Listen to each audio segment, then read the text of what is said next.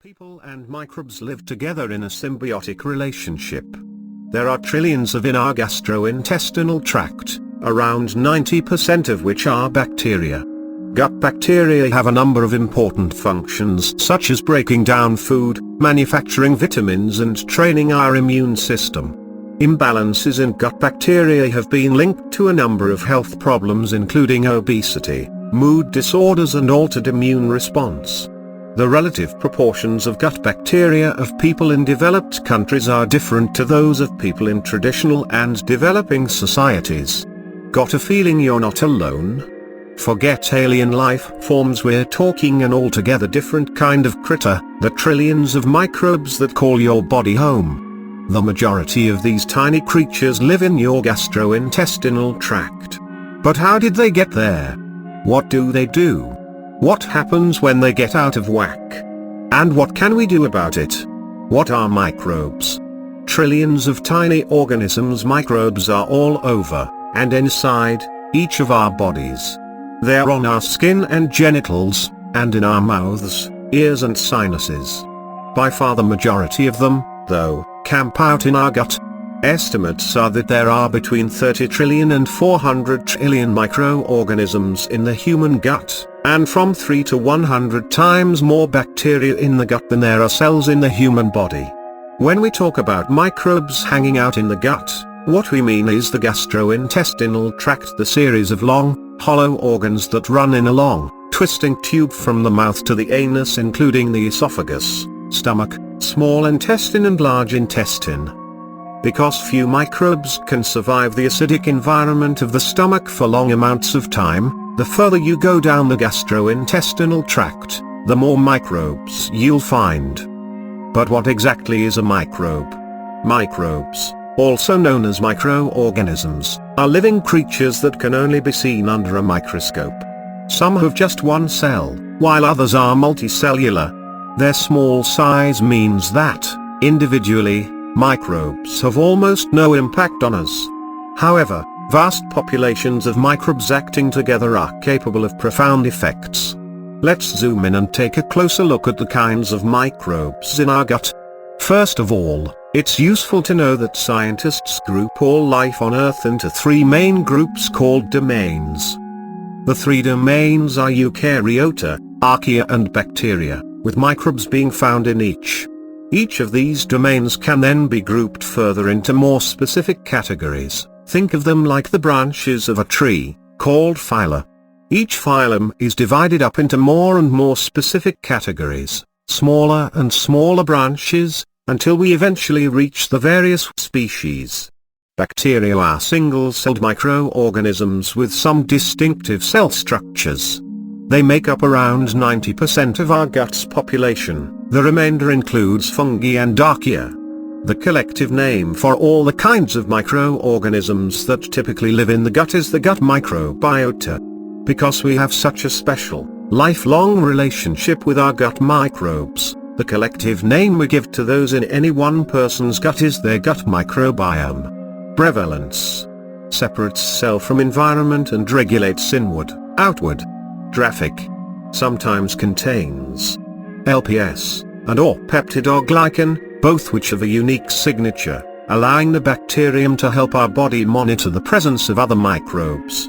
The kinds of bacteria in our gastrointestinal tract fall into 5 main phyla: Bacteroidetes, Firmicutes, Actinobacteria, Proteobacteria and Verrucomicrobia.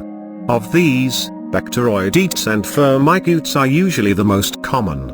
Within each of these phyla, there are a variety of species of bacteria, more than 1,000 altogether. Proteobacteria, for example, includes Escherichia coli, some strains of which are pathogenic, and Salmonella. The proportions of each of these species in our gut vary widely between individuals. Since bacteria act in numbers, the relative proportions of species, community structure, fundamentally impact how our microbiome works. But until very recently, this critical aspect of our gut ecosystem has been impossible to measure. A terrestrial ecologist wanting to describe a plant community can readily sample more than 50% of the trees in even a large environment. By contrast, A microbial ecologist wanting to sample 0.001% of the bacterial community of one person's gut by culture-based techniques would need to get around 1 billion bacterial colonies and use around 100,000 tons of agar.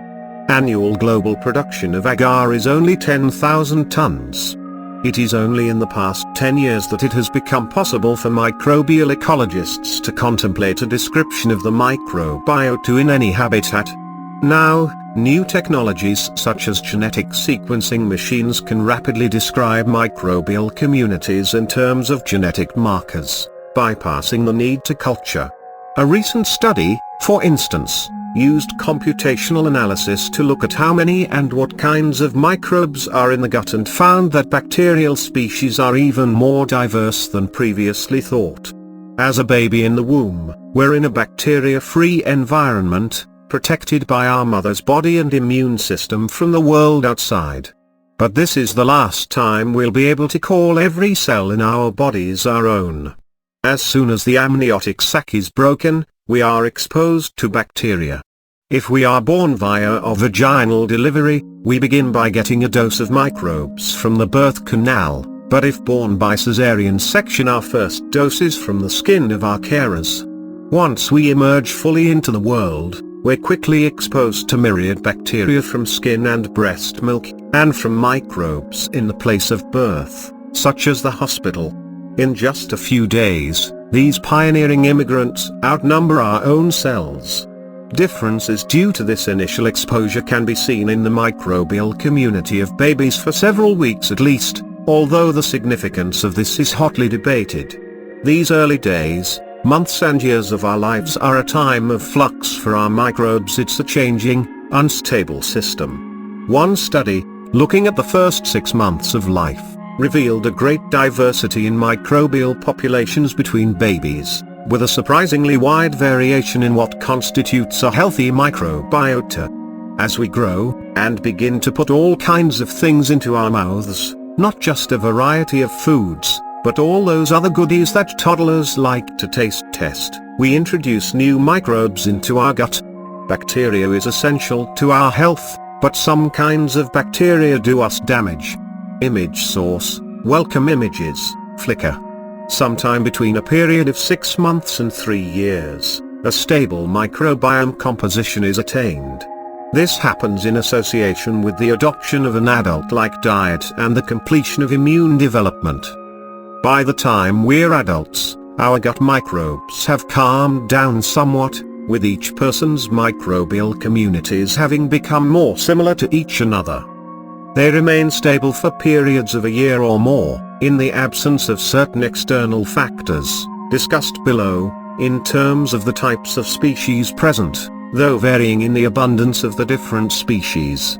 As we move through life, our microbiota is affected by disease states, changes in age, diet, and geographical location, intake of food supplements and drugs, including antibiotics, and other environmental influences.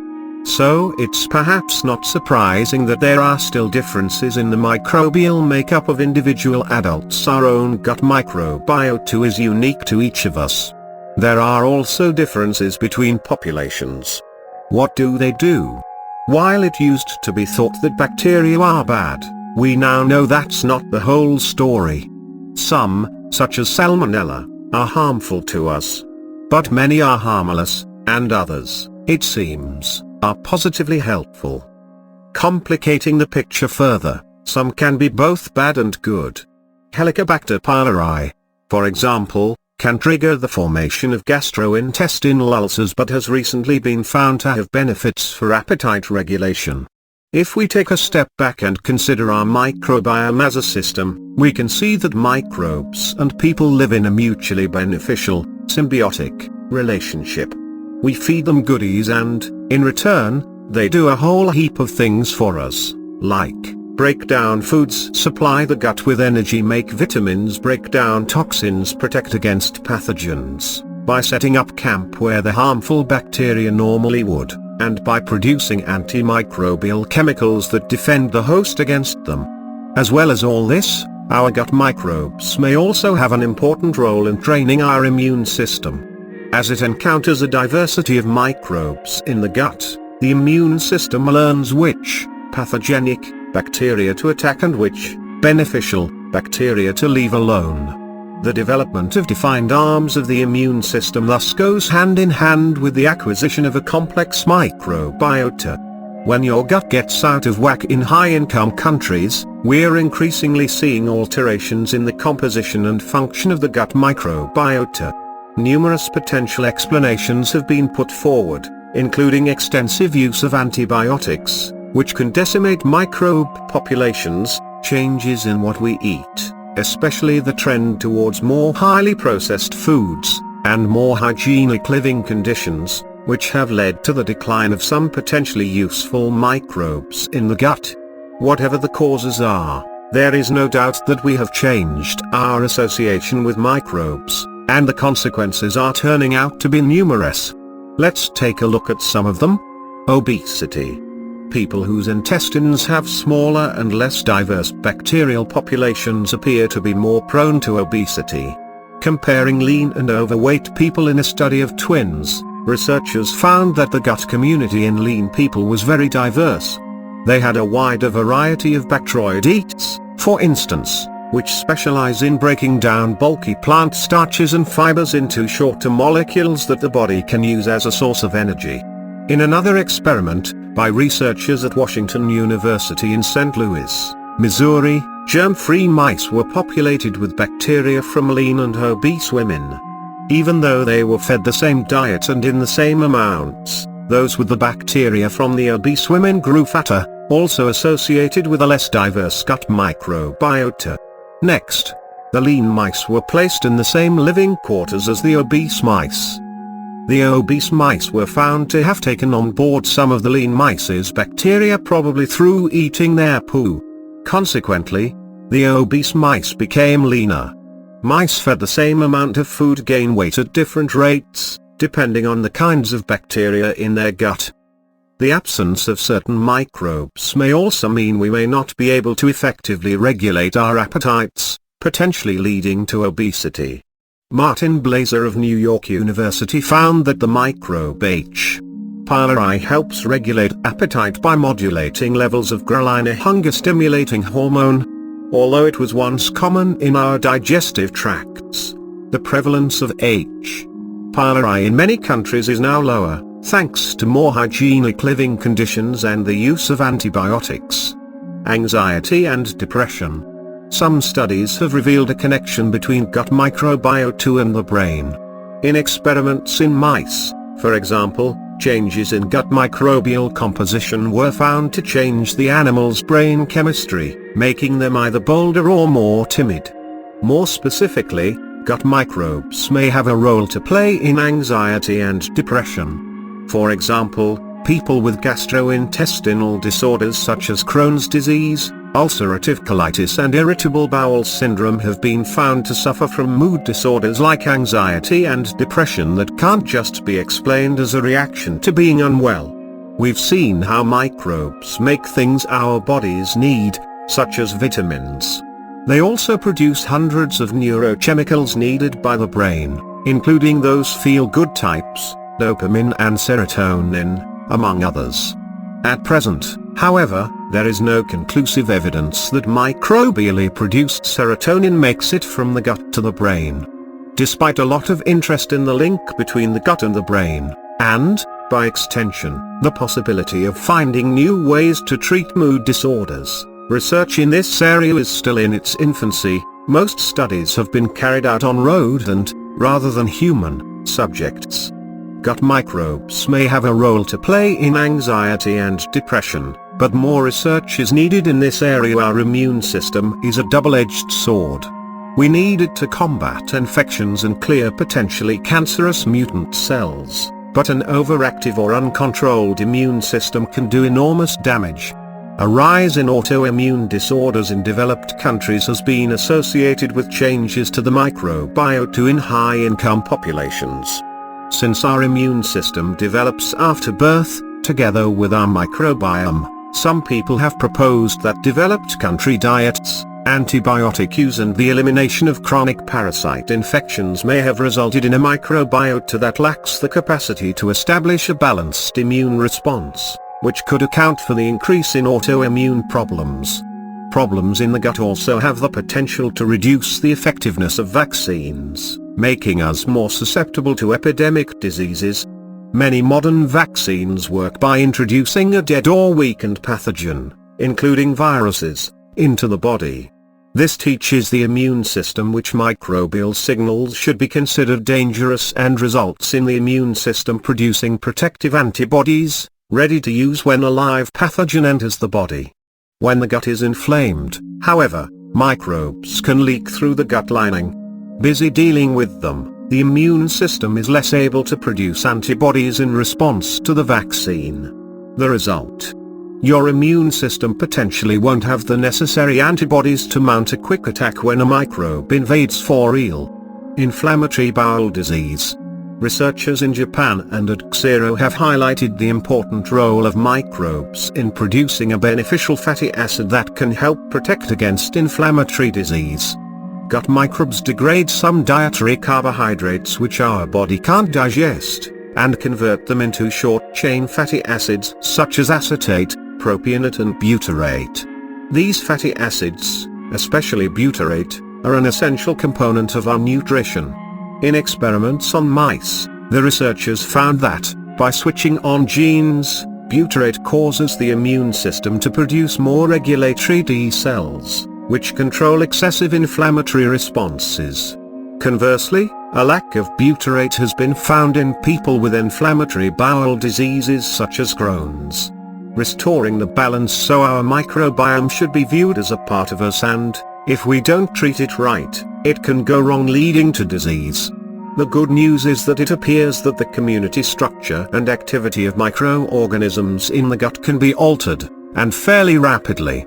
So, what can we do to keep our microbiota healthy? Get your fingers on the pulse. You've probably heard of the benefits of probiotics for the health of our gut microbes. More on them later. But you might also want to consider cracking open a tin of beans or nibbling a not quite ripe banana. That's because one way to encourage a healthy microbiome is to eat more foods containing resistant starch. Carbohydrate that can't be digested and absorbed in the small intestine is the primary fuel for processes in the colon, and these are dominated by our gut bacteria. Most starch is digested in the small intestine, with the non-digestible portion traveling onto the large intestine. Here it's gobbled up by microbes, who release small carbohydrate molecules as they use the starch for energy. The product they excrete is butyrate, the fatty acid we met earlier. It's used as an energy source by colonocytes and encourages blood to flow into the vessels of the large intestine, keeping it healthy. It even allows the body to more easily detect and destroy cells that have damaged DNA before they can multiply and potentially cause colorectal cancer. But fatty acids aren't the only thing these microbes produce during this process, as you'll know if you've ever shared a car with a person who's been chowing down on chickpea curry. The bacterial breakdown of fiber also generates gas, flatulence. That's right, farts. While feeding our microbes is beneficial, it can be bad news when microbes are starved of fiber. Hungry microbes may start to feed on the protective mucus lining of the gut, which could lead to inflammation and disease. So, what foods should you be packing in your lunchbox to keep those hungry and useful microbes happy? Some foods containing resistant starch include beans and other pulses. Their seed coat slows down digestion. Hummus, made from chickpeas, is a great option. Bananas, eat them a bit green, as most of the starch turns to sugar as they ripen. Potato salad, cooking and cooling potato results in the skin forms a gel structure that resists normal digestion in the stomach. Rolled oats, eat them uncooked for higher levels of resistant starch. Cashews. Pulses are so important to humans as a food source, providing protein, other essential nutrients and starch, that the United Nations declared 2016 as the International Year of Pulses. Many of us have seen probiotics on the supermarket shelves, either as capsules or as food products such as yogurt. But what exactly are they, and do they work?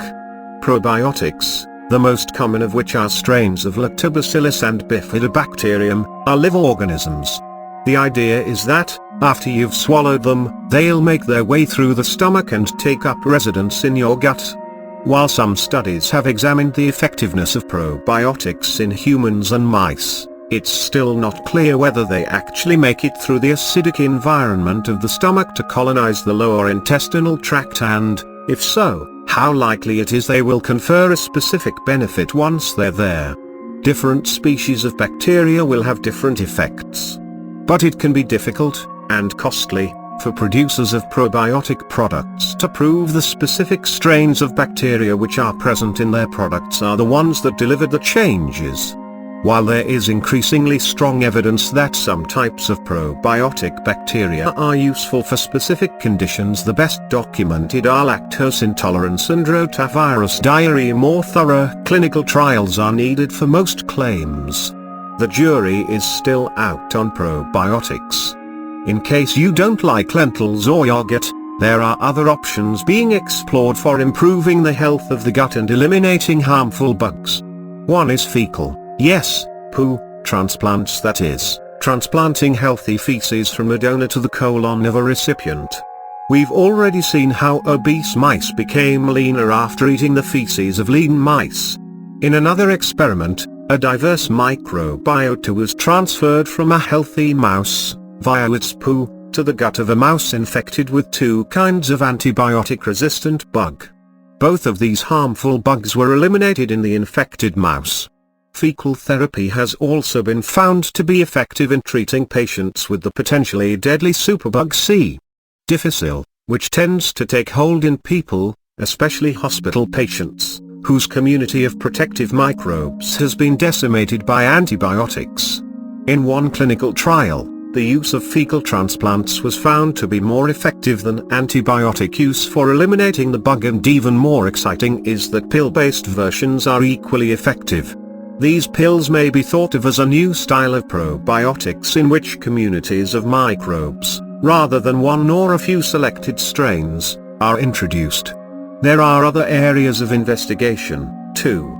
These include the use of psychobiotics, probiotic bacteria to treat mood and anxiety disorders, and microbiome tests to improve the accuracy of bowel cancer screening and the success of weight loss diets.